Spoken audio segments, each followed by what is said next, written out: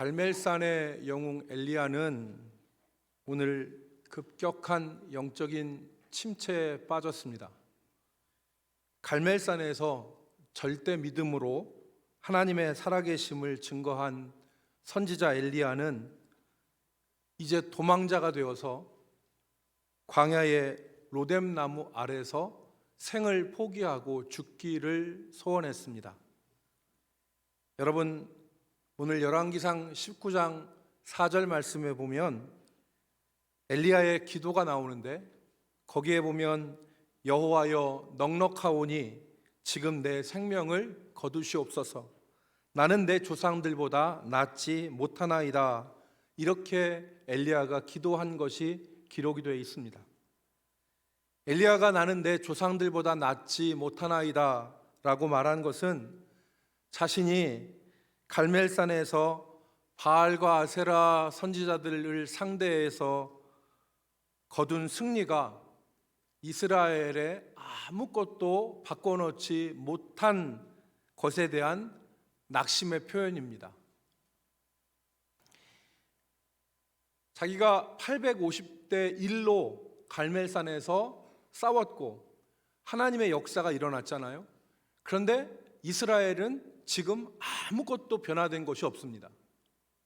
이스라엘 백성들은 하나님께서 하늘에서 불을 내리시고 3년 동안 닫혀있던 하늘문을 여셔서 비를 내려주심으로 여호와가 참 하나님이시라는 것을 깨달았음에도 불구하고 전혀 변한 것이 없어요.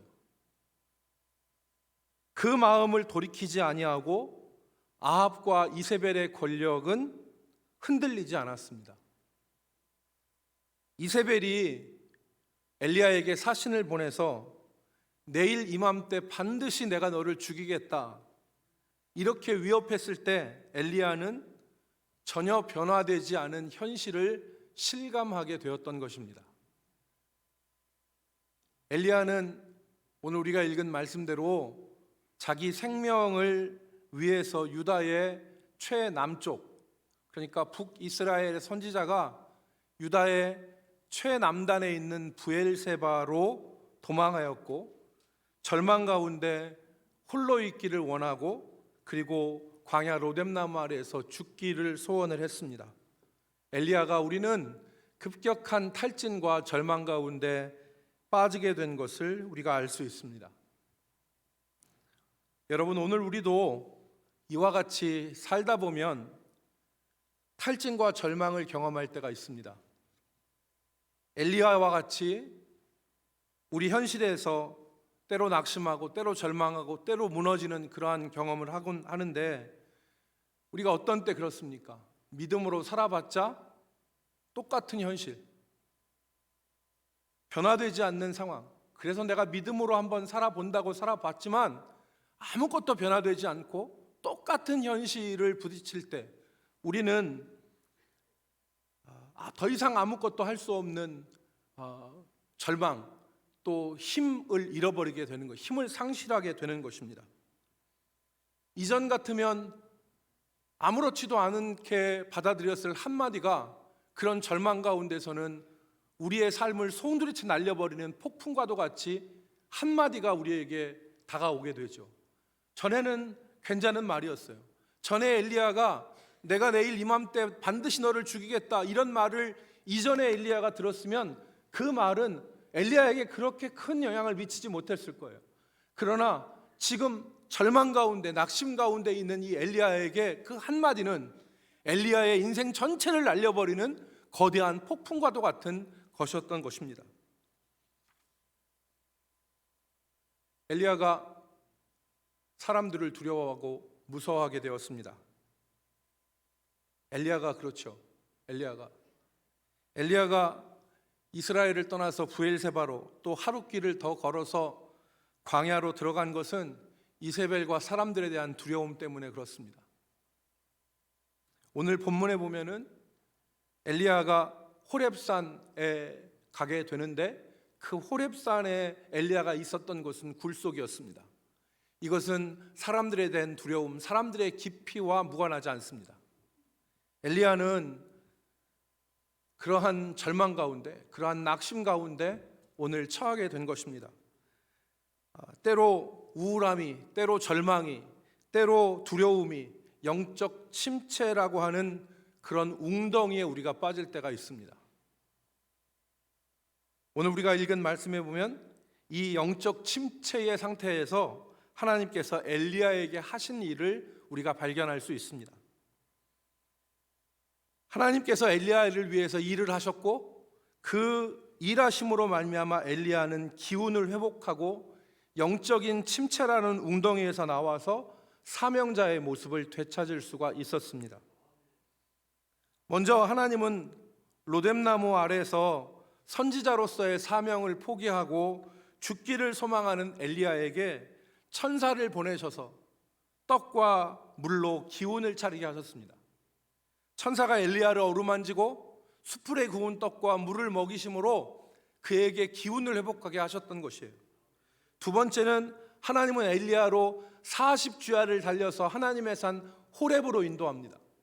그리고 마지막에는 세미한 음성으로 엘리야에게 말씀하심으로 엘리야의 사명을 회복하게 하신 것을 우리가 본문에서 발견할 수 있습니다.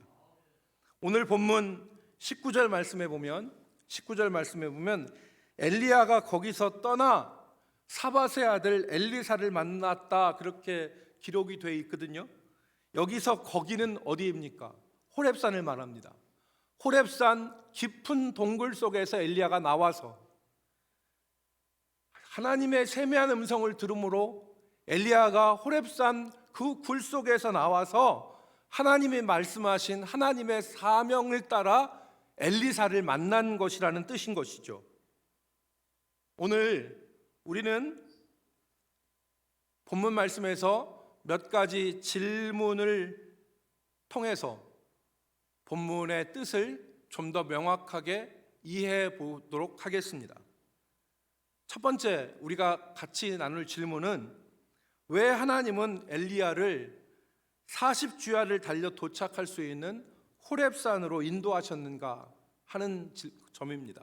왜 하나님은 엘리야를 40주야를 달려서 가야 되는 호렙산으로 인도하셨는가? 두 번째, 여호와께서 불 가운데, 지진 가운데, 바람 가운데 계시지 않고 세미한 음성으로 엘리야에게 나타나신 것은 무엇을 의미하는가? 세 번째, 오늘 본문에 보면 하나님과 엘리야 사이에 반복되어지는 질문과 대답이 있습니다. 하나님은 두 번이나 엘리야야 내가 어찌하여 여기 있느냐 질문하시고 엘리야는 똑같이 두 번이나 대답을 했습니다. 이 질문과 대답은 어떠한 것을 우리에게 가르치느냐 하는 것에 대해서 우리가 생각해 보도록 하겠습니다. 첫 번째, 하나님은 왜 엘리야를 호렙산으로 가게 하셨는가? 여러분, 호렙산은 신의 산이라고도 부릅니다. 성경은 호렙산과 신의 산을 혼용합니다. 출애굽기 19장 18절에서는 신의 산이라고 했고 신명기 5장 2절에서는 호렙산이라고 불렀습니다. 어쨌든 호렙산은 브엘세바에서 엘리야가 지금 로뎀나무 아래에서 죽기를 소원한 그 브엘세바에서 40일을 달려갈 수 있는 곳이니까 상당한 거리에 있는 곳이에요. 약 200km 정도 되는 곳입니다. 하나님은 왜 엘리야를 이 호렙산으로 인도하셨습니까?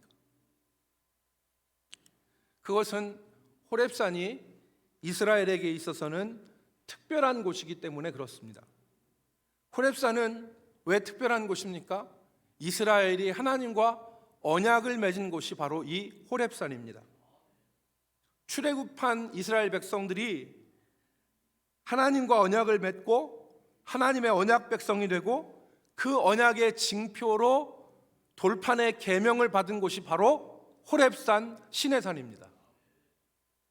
여러분, 출애굽기 19장 4절로 6절에 보면 하나님께서 이스라엘을 불러서 하나님의 백성이 되게 하시는 그 말씀이 기록되어 있습니다. 자, 여러분 19장 4절로 6절 말씀을 보시면 하나님께서 말씀하십니다. 내가 애굽 사람에게 어떻게 행하였음과 내가 어떻게 독수리 날개로 너희를 업어 내게로 인도하였음을 너희가 보았느니라. 5절 세계가 다 내게 속하였나니 너희가 내 말을 잘 듣고 내 언약을 지키면 너희는 모든 민족 중에서 내 소유가 되겠고 6절 너희가 내게 대하여 제사장 나라가 되며 거룩한 백성이 되리라. 이게 19장에서 나와요. 여러분 출애굽기 20장에는 무엇이 기록되어 있습니까? 십계명이 기록되어 있습니다. 하나님께서는 시내산에 다다른 이스라엘 백성들에게 하나님의 언약 백성이 될 것을 말씀하시고 20장에서 십계명을 주시고 24장에서는 이스라엘 백성들 가운데 언약의 피로 그들을 하나님의 백성 삼으신 것이 기록되어 있죠. 그러니까 호렙산은 단순한 곳이 아닙니다. 호렙산은 하나님께서 이스라엘을 하나님의 언약 백성 삼으신, 자기 백성 삼으신 곳이 바로 시내산이었던 것입니다. 그러니까 여호와께서 탈진과 절망과 두려움에 쓰러진 엘리야를 호렙산으로 인도하신 것은 비록 지금 엘리야가 보기에 이스라엘이 바알과 아세라판으로 다 변하고 그리고 아합과 이세벨이 정권을 장악해서 요지부동처럼 자기가 상대하기에는 결코 상대가 되지 않는 견고한 권력으로 자리 잡고 있지만 그 이스라엘은 여전히 하나님의 백성이고 여전히 하나님의 소유임을 상기시키기 위해서 호렙으로 보내신 것입니다.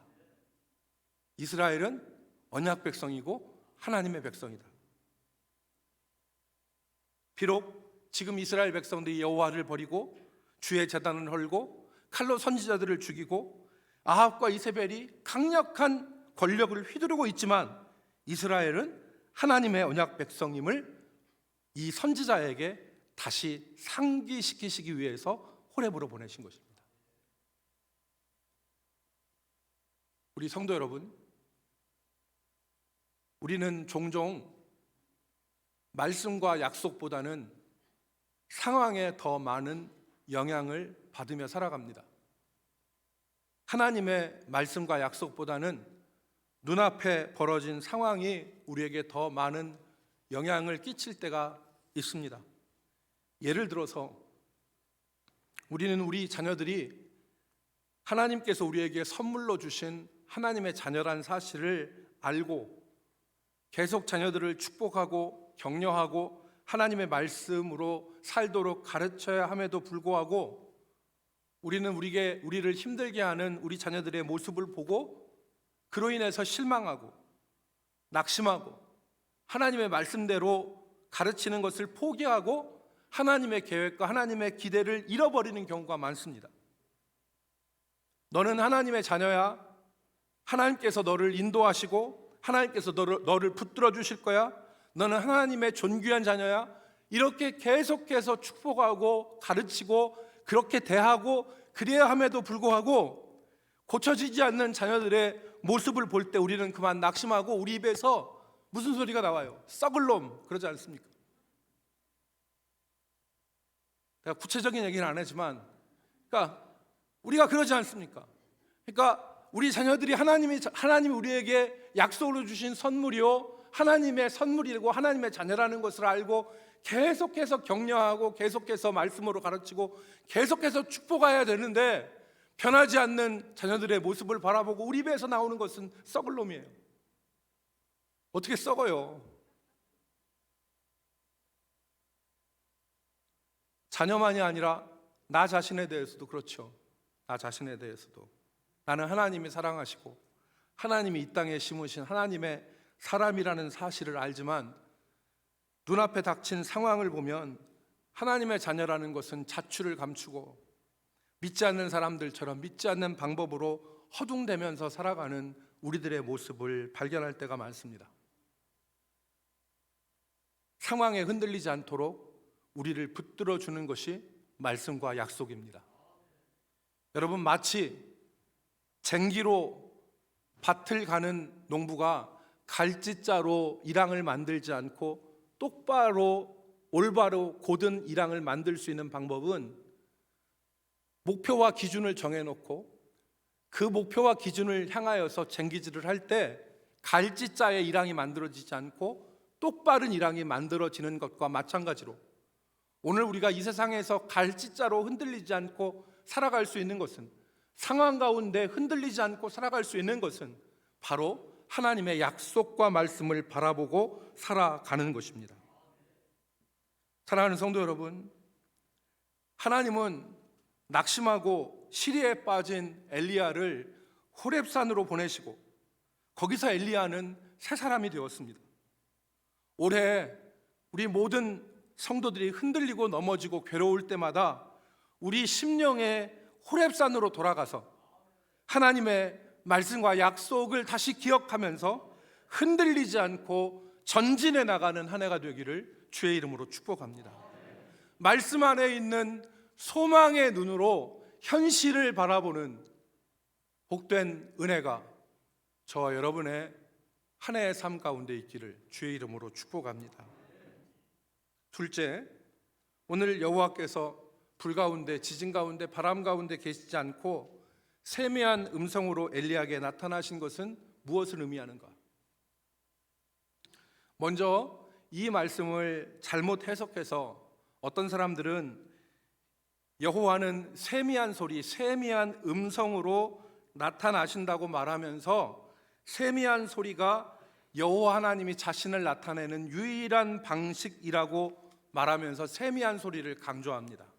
그래서 세미한 소리를 들어야 된다 이렇게 말하는데, 여러분, 여기 기록된 불과 지진과 바람은 그동안 이스라엘 가운데 여호와께서 자신을 나타내신 방법이었어요.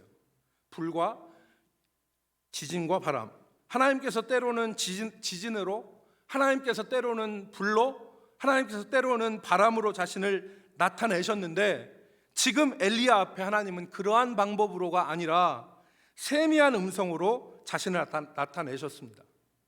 여러분, 오늘 13절 말씀에 보면 엘리야가 겉옷으로 자신을 가렸다 그렇게 얘기했는데, 이것은 엘리야가 세미한 음성, 곧 하나님의 거룩한 신성 앞에 있음을 의식한 행동인 것이죠. 엘리야의 영적 침체, 두려움과 낙심에서 벗어나게 하는 하나님의 임재는 독특한 방법으로 세미한 음성으로 나타나신 것입니다.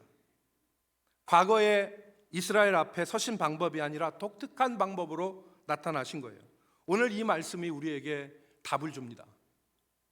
첫 번째는, 여기서 우리가 깨달을 것이 있는데, 첫 번째는 생을 포기하려는 절망과 두려움 가운데 꺼져가는 등불과 같은 인생을 살리는 유일한 길은 바로 살아계신 하나님을 만나고 그 앞에 서야 한다는 것입니다.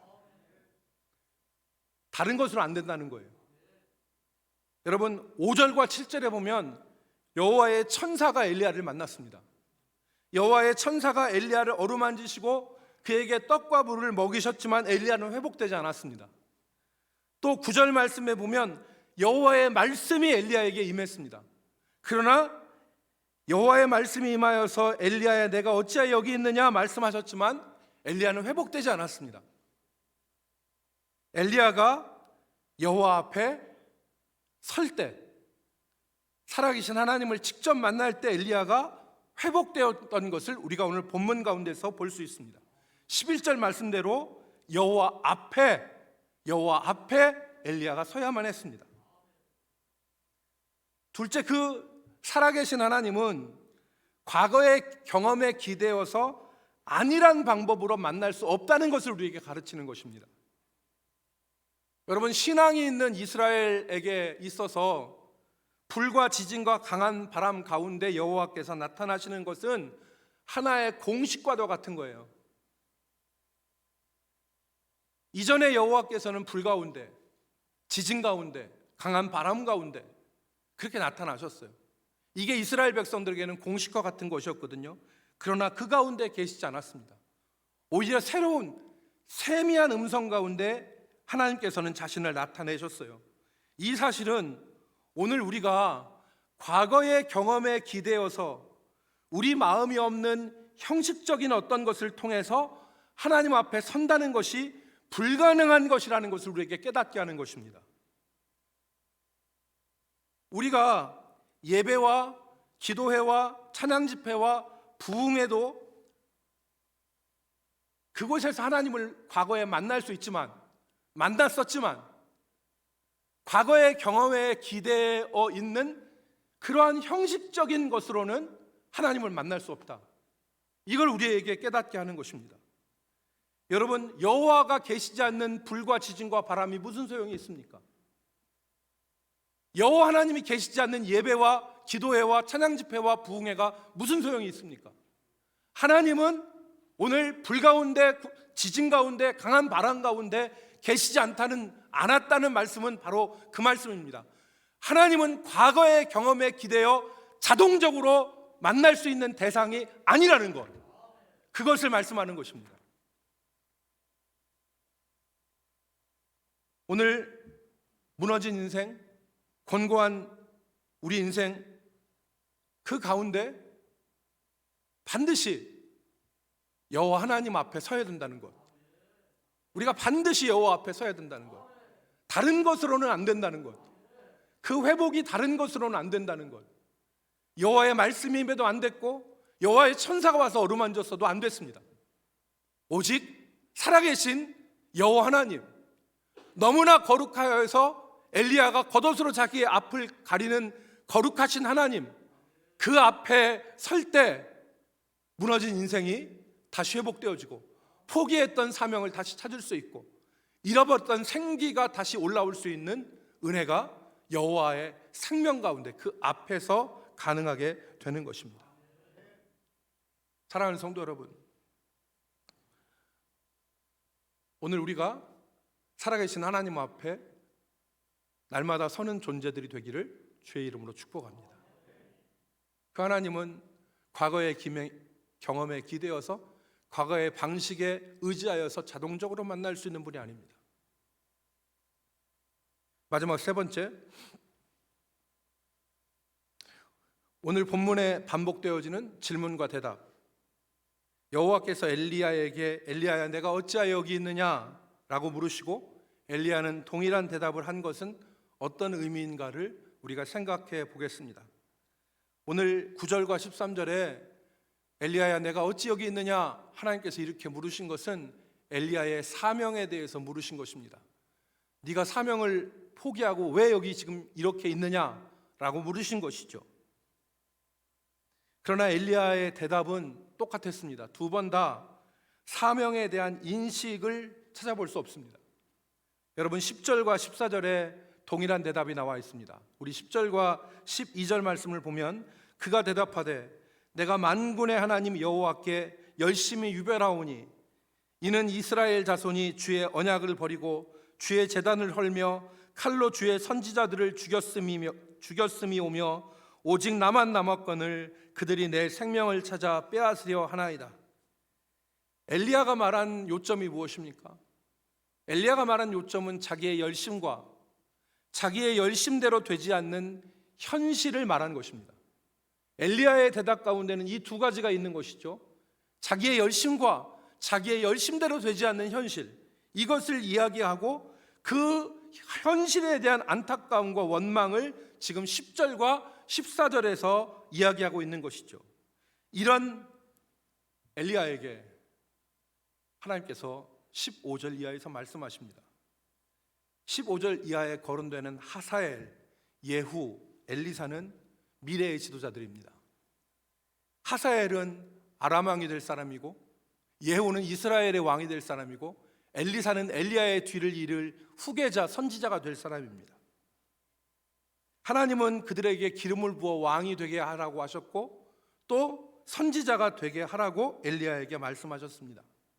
이것은 단순히 이 세 사람이 왕이 되고 선지자가 될 것이라고 하는 것을 말씀한 것이 아니라 지금 견고하게 이스라엘을 움켜쥐고 있는 아합과 이세벨, 엘리야가 자신으로서는 중과 부적이라고 생각하여서 포기하고 절망한 그 아합과 이세벨이 곧 무너질 것이고 하나님께서 그 일을 주도하실 것임을 말씀하신 것입니다. 하나님은 이 일을 말씀하심으로 엘리야의 사명을 회복하신 거예요. 이 말씀대로 아합과 이세벨, 이 오므리 왕조는 곧 멸망하죠. 예후에 의해서 멸망하고 이세벨은 비참한 죽음을 맞이합니다. 그리고 하나님께서는 혼자 있다고 외로운 가운데 있는 이 엘리야에게 바알에게 무릎 꿇지 아니하고 입 맞추지 아니하는 7,000명에 대해서 말씀하심으로 하나님의 나라는 결코 쓰러지지 않고 하나님의 나라는 흔들리지 않고 존재하는 것을 말씀하신 것입니다. 이것을 통해서 엘리야는 그 사명을 회복하고 일어나 걸어 나갔던 것입니다.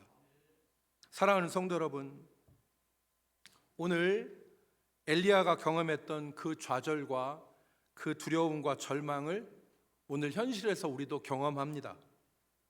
상황은 변하지 않고 우리의 믿음과 우리의 실천이 아무것도 아닌 것이 되어버리고 두려움이 우리를 사로잡아서 아무것도 할 수 없게 만드는 그 상황 가운데 우리가 처해서 살 수 있습니다.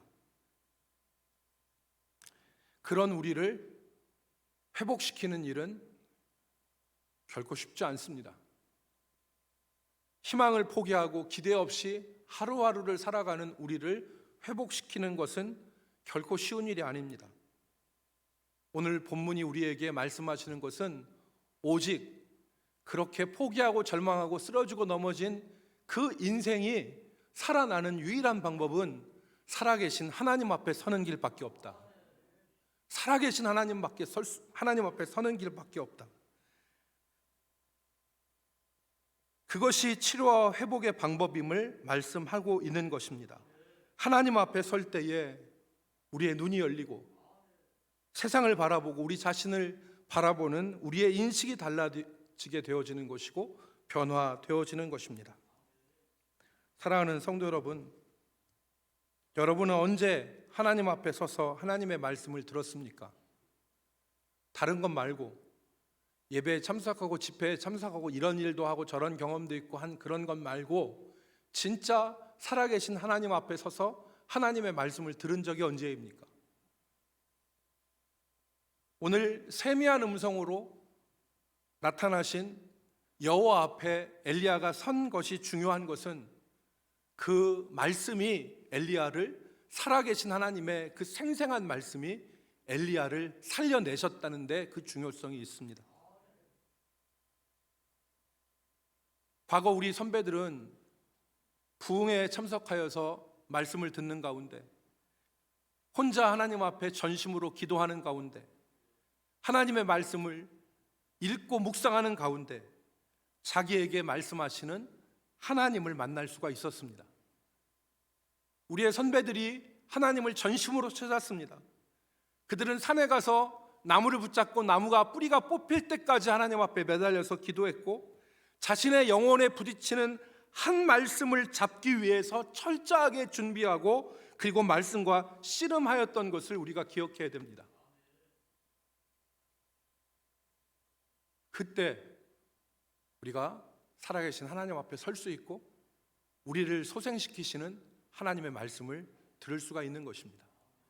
여러분 시편 119편 50절 말씀에 시편 기자는 이렇게 고백합니다. 이 말씀은 나의 고난 중에 위로라. 주의 말씀이 나를 살리셨기 때문이다. 이 말씀은 고난 중에 위로라. 이 말씀이 나를 살리셨다고 시편 기자가 고백합니다.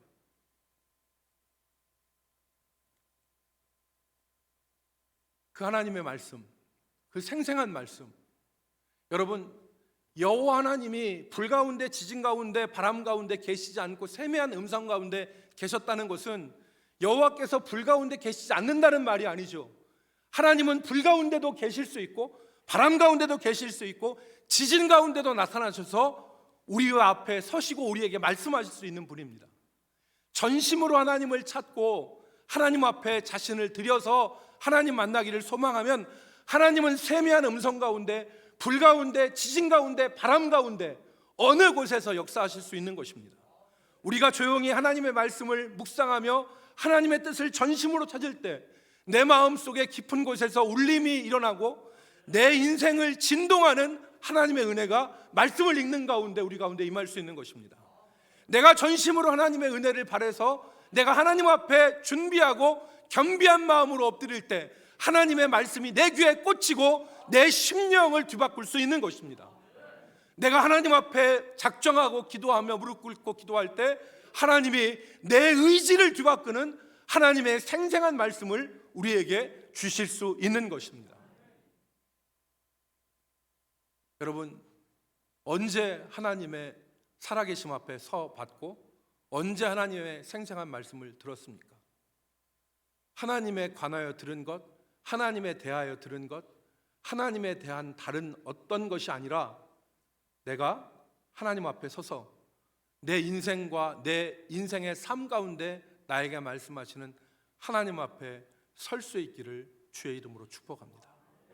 그것만이 넘어진 인생, 생의 희망을 잃어버리고 하루하루 쳇바퀴처럼 무의미하게 사는 나를 일으켜 세울 수 있는 유일한 동력이자 생명인 것입니다.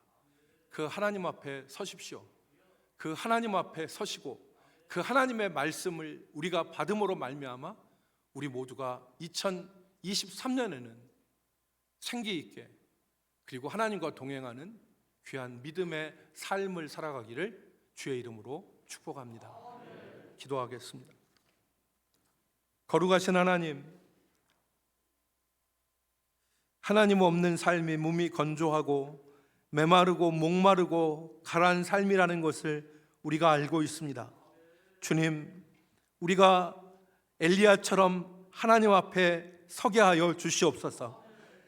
우리의 영혼을 살리는 하나님의 음성을 듣게 하여